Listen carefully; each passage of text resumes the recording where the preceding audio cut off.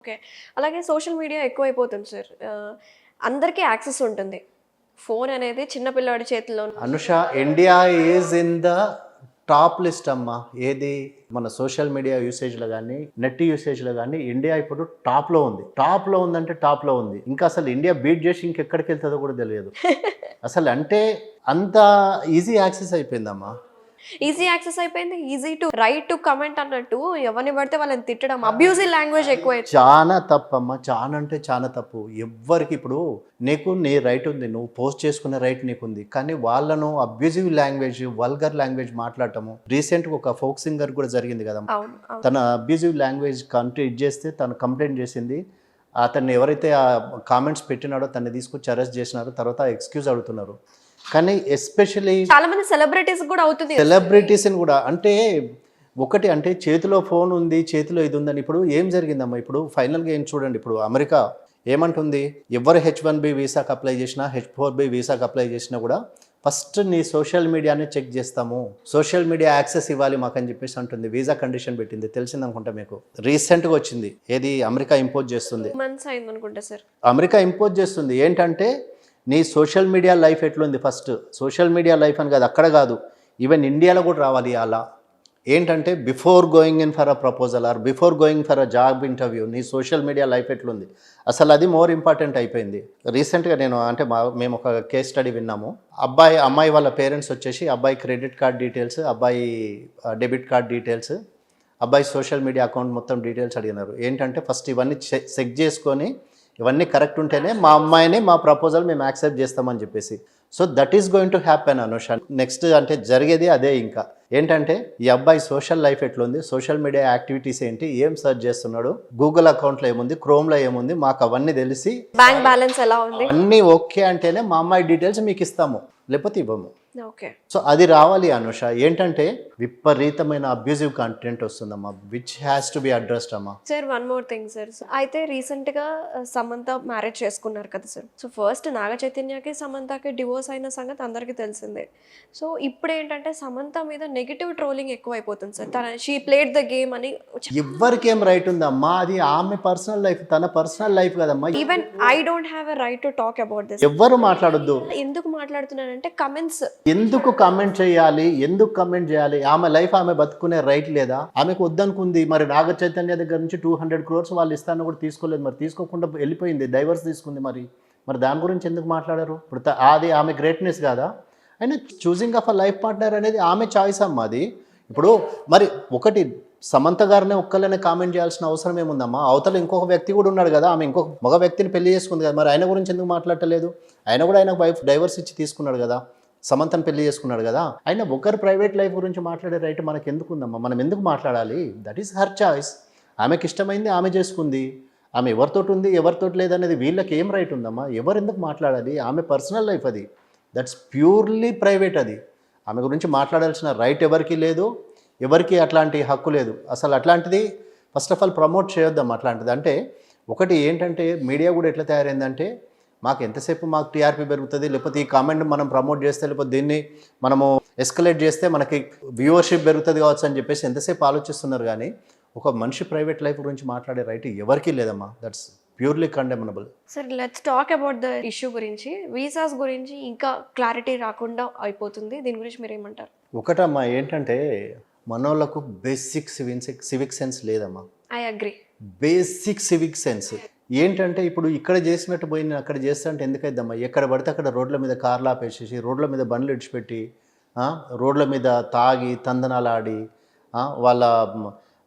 వాళ్ళకున్న లేక్స్ని పాడు చేసేసి. అంటే ఇప్పుడు ఇండియాలో ఎట్లయితే బ్రతుకుతున్నాం అనుకుంటున్నామో, ఇండియా విడిచిపెట్టిపోయినా కూడా అమెరికా పోయినా, లేకపోతే జపాన్ వెళ్ళినా, జర్మన్ వెళ్ళినా, రష్యా వెళ్ళినా కూడా మన బుద్ధి మారట్లేదు అనుష. ఏంటంటే India is the dirtiest country అనేది ఒకటి నడుస్తూ ఉంది ఇప్పుడు ట్రోలింగ్ త్రూ అవుట్ వరల్డ్లో.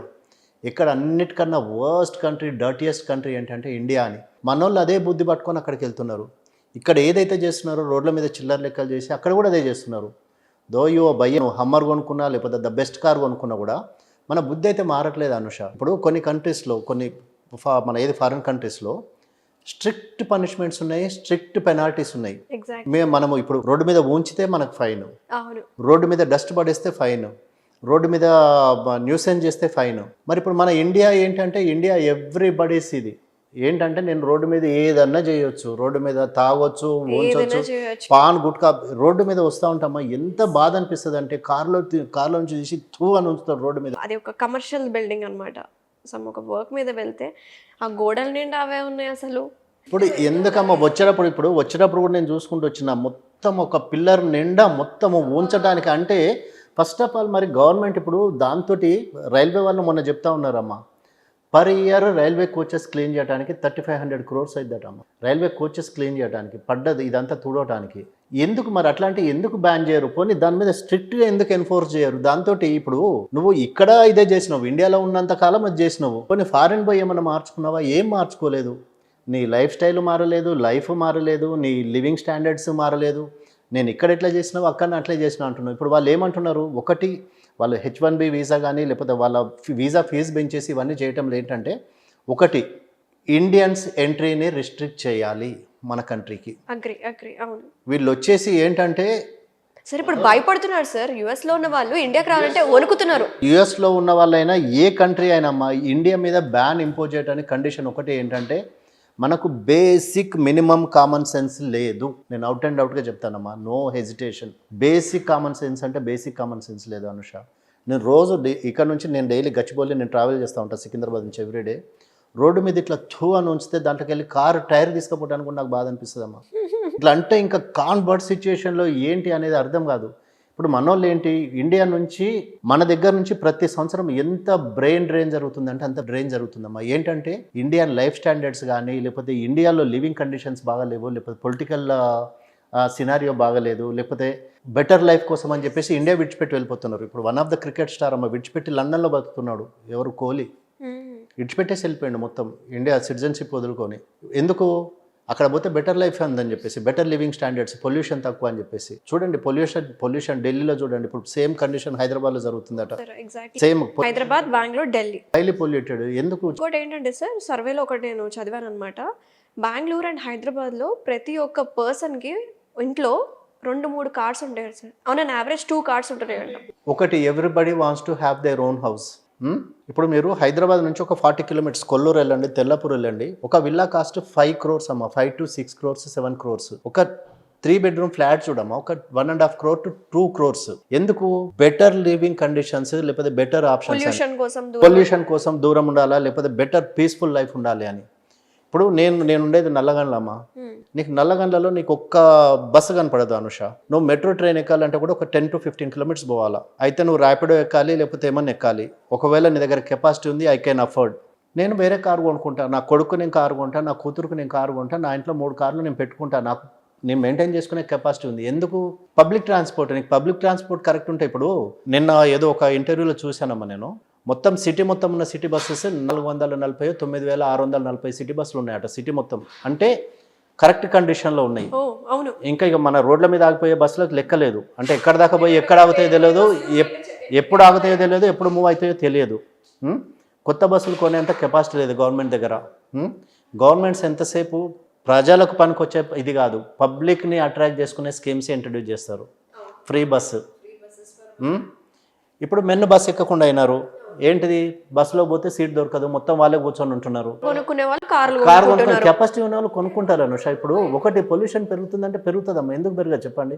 ఇప్పుడు తెల్లాపూర్లో ఉన్నోడు ఏ బస్సు ఎక్కువ వస్తాడు చెప్పు? సిటీకి రావాలి, తెల్లాపూర్లో ఉండి కొల్లూరులో ఉండి సిటీకి రావాలి. తమిళనాడులో ఈ ట్రాన్స్పోర్టేషన్కి జయలలిత గారు 2 rupees కదా సార్ పెట్టింది. అవును. కానీ ఇప్పుడు అంత ఎక్కడుందమ్మా? ఇప్పుడు మీరు చూడండి, పోనీ మన రోడ్స్ అంత యూస్ఫుల్ రోడ్స్ ఉన్నాయో చెప్పండి.